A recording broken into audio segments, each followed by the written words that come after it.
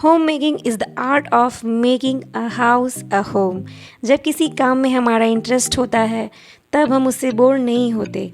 So hello everyone, welcome back to the channel again. मेरा नाम है निकिता और आप देख रहे हैं होम मेकिंग विथ निकी। आज की वीडियो है बहुत ही इंटरेस्टिंग, पूरा इन तक देखिएगा।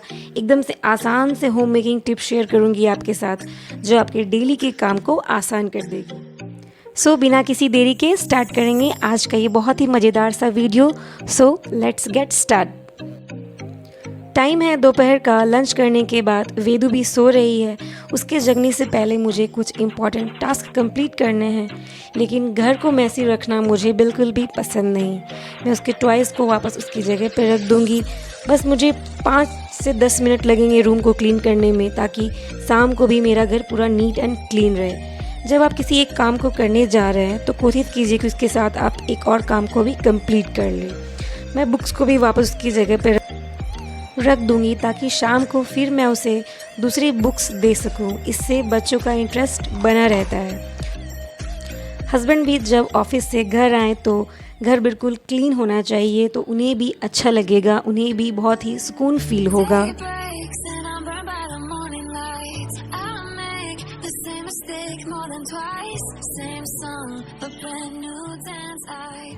आज का पहला इम्पॉर्टेंट काम है ग्रॉसरी की लिस्ट बनाना। अगर मैं ये ना बनाऊँ तो वहाँ जाकर रैंडमली चीज़ें खरीद लेती हूँ, जिससे मेरे घर का मंथली बजट भी बिगड़ जाता है। और जब मैं लिस्ट ना बनाऊँ, उसमें क्वांटिटी ना मेंशन करूँ, तो अननेसेसरी चीज़ें घर पे आ जाती है जिन्हें हम कंज्यूम नहीं कर पाते और वे एक्सपायर भी हो जाते हैं, वेस्ट भी हो जाते हैं। तो मैं श्योर इसे मेंटेन करती हूँ और उसके साथ ही मुझे जितनी क्वांटिटी में जो प्रोडक्ट चाहिए वो मेंशन कर देती हूँ। अगर हमें एक स्मार्ट होम मेकर बनना है तो हमें ये टिप ज़रूर फॉलो करनी होगी। ये काम कंप्लीट करने के बाद आज का मेरा सेकंड इम्पॉर्टेंट टास्क है, वो किचन का है। आज मुझे अपने किचन के सारे रैक्स को क्लीन करना है। विंडो के सामने रखती हूँ, इसलिए ये जल्दी गंदी हो जाती है, तो वीकेंड्स पे मैं इसकी क्लीनिंग ज़रूर करती हूँ। जब हम घर के सामान के ऊपर अपना पूरा ध्यान देते हैं, उनकी केयर करते हैं, तो उन सामानों की सेल्फ़ लाइफ बढ़ जाती है। मैंने काउंटर टॉप पे एक तौलिया बिछा दिया है ताकि मैं जितने भी बर्तन को रखूं वे सरके नहीं, गिरे नहीं, और साथ ही उनके जो बचे हुए पानी होते हैं उससे मेरा काउंटर टॉप गंदा ना हो, मैशी ना हो। हमें इस तरह के बर्तन के स्टैंड को वीकेंड्स पे या 15 दिन पे ज़रूर क्लीन करना चाहिए, क्योंकि ये किचन में ऑल टाइम रहते हैं, जिसके कारण ये ग्रीसी हो जाते हैं और इन पे डस्ट भी जमा हो जाती है। तो मैं अच्छे से इसे वाइप कर दूंगी, अच्छे से पोंछ दूंगी। जहाँ जहाँ मुझे लगेगा कि ग्रीसी है, मैं वहाँ थोड़ा हैंड वॉश लगा के क्लीन कर दूंगी। अब मेरा ये शेल्फ़ क्लीन हो चुका है, तो अब सारे बर्तनों को अरेंज कर दूंगी। सभी प्लेट्स को आगे की तरफ और बड़े बड़े प्लेट्स को पीछे की तरफ रखूँगी। और नीचे मैं ग्लास को स्टोर करती हूँ, जिसके कारण जितना भी एक्स्ट्रा ड्रेनेज पानी होता है वो काउंटर टॉप पे गिर जाता है। उसके बाद मैं उसे वाइप कर देती हूँ। अगर आपके पास भी स्पेस कम है और बर्तन ज़्यादा हैं तो इस तरह के स्टाइल में आप बर्तन को रखिए, इससे आप ज़्यादा बर्तन स्टोर कर सकेंगे।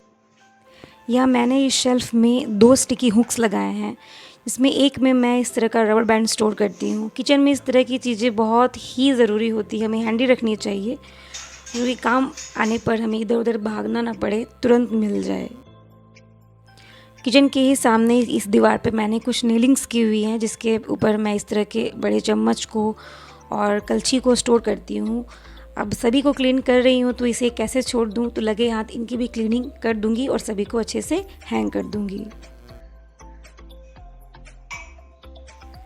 अब बारी आती है इन कप्स को स्टोर करने की।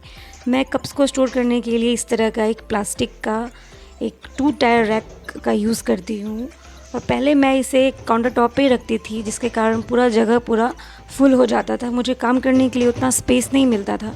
बाद में मैंने इसे भी नेलिंग्स करा के दीवारों के ऊपर हैंग कर दिया। अब इसे भी अच्छी तरीके से क्लीन कर दूँगी ताकि इस पर भी कोई डस्ट ना हो, बिल्कुल भी ग्रीसी ना रहे।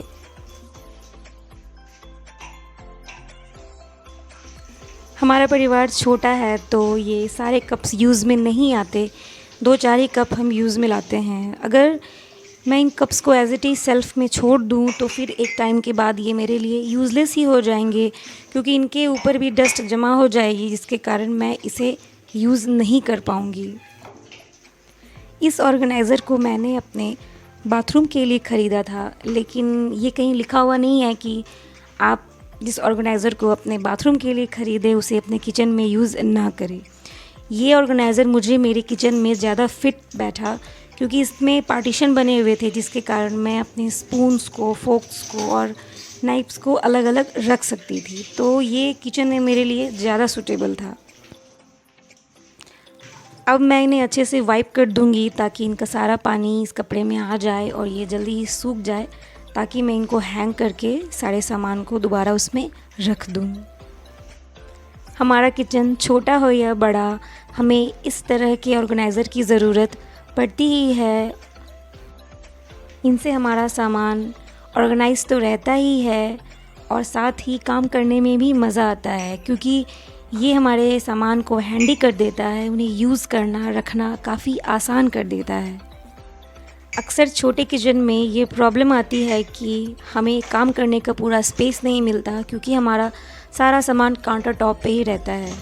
तो ट्राई कीजिए कि मैक्सिमम चीज़ें आप दीवार पे हैंग कर सके और काउंटर टॉप को पूरा खाली कर सके। मैं अपने काउंटर टॉप पे इस तरह का एक केटल रख रही हूँ, क्योंकि मुझे ये मॉर्निंग में ज़रूरी होती है, तो ये हैंडी हो जाए और हमेशा काउंटर टॉप पे रहेगा तो यूज़ में आता रहेगा। देखिए इस प्लांट का हाल, लंबे टाइम तक इनकी भी केयर ना की जाए तो ये भी ख़राब हो जाते हैं। कुछ दिनों पहले हम लोग सब घर गए हुए थे, जिसके कारण इनका भी ध्यान नहीं रखा गया और ये ख़राब हो गए। अब मैं इसे हटा कर के बाहर अपने गमले में लगा दूंगी और वहाँ से ये कुछ प्लांट्स लेकर के आई हूँ और इसे मैं अपने छोटे से ग्लास बॉटल में लगा दूंगी। गर्मी बहुत तेज़ पड़ रही है इधर, और जितने भी प्लांट्स हैं उनकी भी केयर करना बहुत ज़रूरी है, और सनरेज़ के कारण ज़्यादा करके ये डैमेज हो जाते हैं, इसलिए हमें पार्शियल सनलाइट में इन्हें रखना चाहिए, ताकि इन्हें जितनी भी न्यूट्रिशन चाहिए और जितना भी सनलाइट चाहिए वो उसी से मिल जाए। डायरेक्टली सनलाइट का एक्सपोजर देना सही नहीं रहता है प्लांट्स के लिए। मैंने अपने बालकनी के ही गमले के प्लांट को ला करके थोड़ा इसमें लगा दिया है, जिससे मेरा छोटा सा डाइनिंग टेबल अच्छा बन गया, सुंदर हो गया। गर्मी बहुत ज़्यादा ही पड़ रही है, सो इस टाइम में हमें खुद को हाइड्रेट रखना बहुत ही ज़्यादा ज़रूरी है। So friends, that's all for today. कैसा लगा आज का वीडियो? अगर वीडियो पसंद आया है तो प्लीज़ उसे लाइक कर दीजिए, और अगर चैनल पे पहली बार आ रहे हैं तो प्लीज़ सब्सक्राइब करके इस फैमिली का पार्ट बन जाइए। सो मिलते हैं अपने किसी नेक्स्ट वीडियो में। तब तक के लिए स्टे हैप्पी, स्टे ब्लेस्ड। और आपको वीडियो का कौन सा पार्ट सबसे ज़्यादा अच्छा लगा, कौन सी टिप आपको अच्छी लगी, प्लीज़ कमेंट करके बताइएगा। और अगर आपको कोई सजेशन देना है नेक्स्ट वीडियो में किस टॉपिक पे बनाऊं, तो प्लीज़ कमेंट में मुझे करके बताइएगा। सो तब तक के लिए बाय बाय।